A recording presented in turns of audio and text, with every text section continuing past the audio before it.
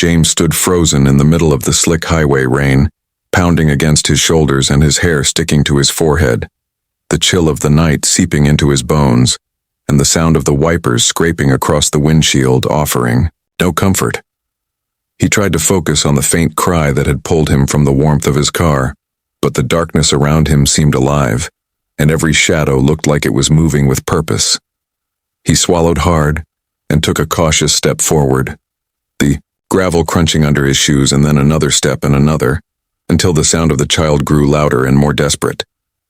He reached a narrow dip between the trees where the rain ran in small streams, and puddles formed pockets of reflection that made the night look even darker than it already was. James strained his eyes trying to catch a glimpse of the woman, or the child, but the rain made everything blur. The way it fell in sheets made the world seem distant and distorted. And then, a sudden movement to his left made him jerk around, his heart pounding in his chest like a drum. He could barely see through the veil of water, but it looked like someone or something had passed behind the tree trunk, and he felt an instinctive urge to run, and yet something told him he had to stay. "Sir, please," he heard the voice again, this time closer but muffled by the rain and the trees, and it was filled with a fear that gnawed at him and made him feel exposed. James called out, "Are you there?" trying to make his voice steady, but it sounded small and swallowed by the storm. The sound of his own breathing in his ears seemed louder than everything else, and then he noticed the wet footprints in the mud leading away from the road. The prints were small but fast and frantic, as if the person who made them had been running for minutes already. He hesitated before following them, remembering the warning bells in his head that told him he might be walking into something he could not handle, stepped carefully down the muddy incline, feeling his shoes sink with every step. And the child's cries piercing through the night, sending shivers down his spine. And then the wind shifted, carrying with it another sound, a low moan or maybe a growl. He could not tell, and he froze, and his mind raced with possibilities, imagining someone hurt or worse, hiding behind the trees waiting to strike, and the rain kept coming harder and harder, as if the storm itself was urging him to turn back, and yet he could not ignore the pleading voice of the woman and the innocent cries of the child.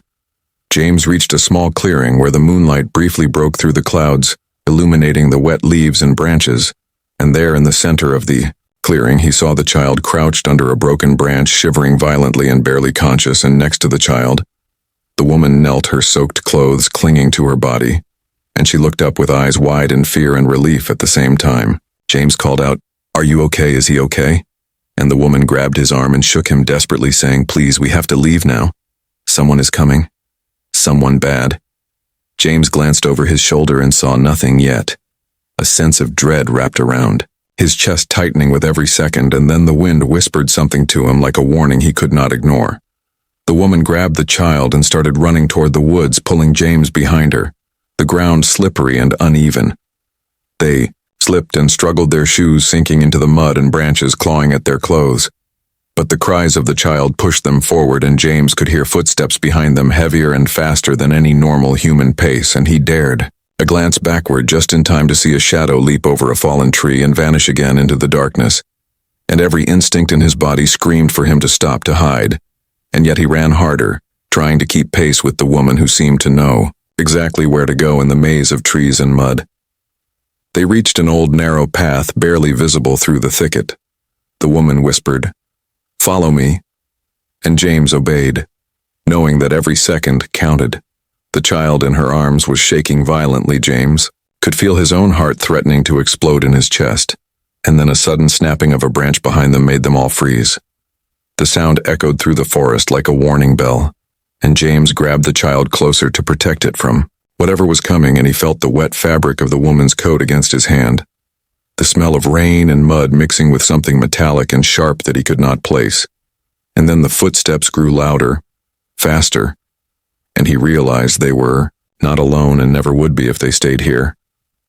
They kept running through the narrow path, branches slapping against their faces and arms, the child whimpering and clinging to the woman's neck, and James trying to keep his footing through the mud puddles and uneven ground.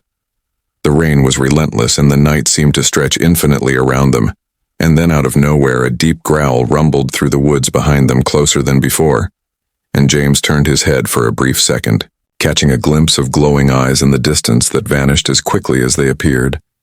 and he felt a cold hand of fear squeeze his chest as he realized they were being hunted not by animals, but by something human, yet utterly merciless. Suddenly, the woman stumbled and James grabbed her arm, preventing her from falling, the child nearly slipping from her grasp, and she gasped in pain, but did not stop urging them forward, her voice trembling, yet full of urgency.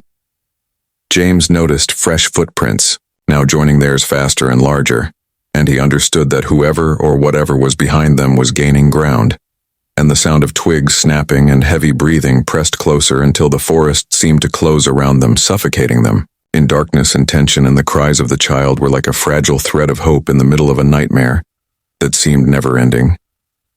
James looked around for shelter, but there was nothing, just trees and mud and darkness, the storm beating down like a drum on their backs and the unknown presence closing in, and he realized that stopping for even a moment could be fatal. And then the woman whispered something urgent.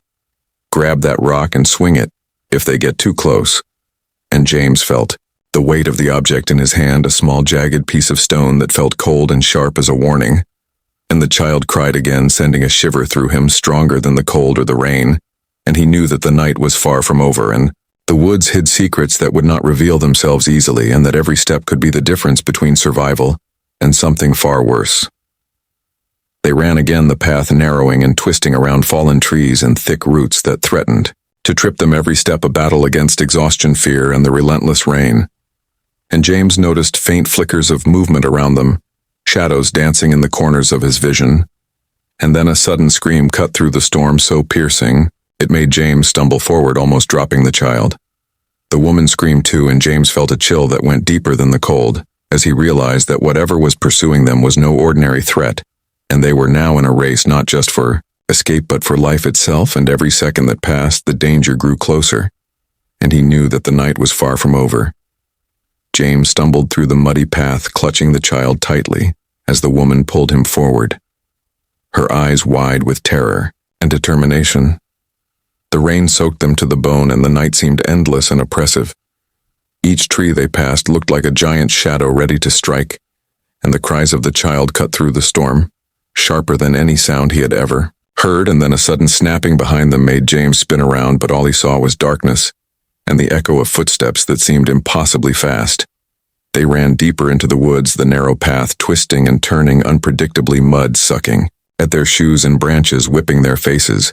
And yet the woman never faltered. She seemed to know the forest in a way James could not understand, and he struggled to keep up, feeling the weight of the child and the stone in his pocket, every muscle screaming, and the footsteps behind them grew louder and more deliberate, as if the pursuer knew exactly where they were. And James realized that whatever was chasing them was not human, or if it was far more dangerous than anyone he had ever faced. Suddenly the woman stopped and pressed them against a large tree, her hands shaking as she whispered, "We have to hide now." James followed her gaze to a hollow at the base of the tree, and inside he could see the faint outline of a burrow, just big enough for the child and them to squeeze into. James dropped down carefully, placing the child inside, and the woman followed. And then the world outside seemed to shift, the footsteps growing louder, and then stopping just on the other side of the clearing. And James held his breath, waiting for the inevitable, and the child whimpered softly, pressing against him, and the woman whispered, "Stay perfectly still. Whatever you do, do not move." The shadowy figure moved through the rain, stepping carefully as if listening to the ground. James could barely make out the shape of a man, tall and broad, with a hood covering most of his face, but something in the way he moved seemed off, almost unnatural, and he carried an aura of menace that made James want to run, despite knowing that any sudden movement would be catastrophic. The figure paused, and James could see the glint of metal in his hand, and he realized it was a knife, and a cold fear wrapped around his heart, squeezing tighter and tighter. Suddenly the man stopped directly in front of the tree. James could hear him breathing, the mist of his breath mixing with the rain. The seconds stretched into eternity, and then without warning, the figure turned.